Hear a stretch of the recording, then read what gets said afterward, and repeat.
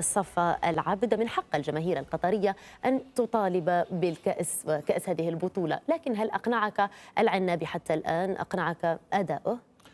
مؤكد الجماهير القطرية بعد الفوز بكأس آسيا تعتبر الفوز بكأس العرب يعني مطلوب، يعني على اعتبار أنه كأس آسيا هي الأعلى، هي الأفضل فنيا.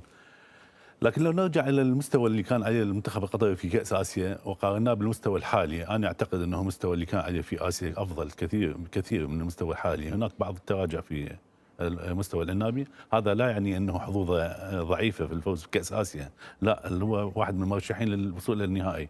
لكنه إذا قارنا المستويين أنا أعتقد أنه نعم، هذا ما يدعوني إلى السؤال: كيف ترى حظوظ العنابي في هذه البطولة مقارنة ب مستوى منتخبات شمال افريقيا، او قياسا ب تحديدا المغرب والجزائر؟ الاختبار الحقيقي للعنابي سيكون في الدور الثاني من البطولة. الآن هو خاض مباراتين لم يقدم ما يقنع، لم يقدم لنا هوية البطل لحد الآن. الاختبار الدور الثاني هو أو مباراة الدور الثاني هي اللي راح تعكس الصورة الحقيقية للعنابي. احنا كنا أمل أن نشوف العنابي كما شاهدناه في بطولة آسيا السابقة.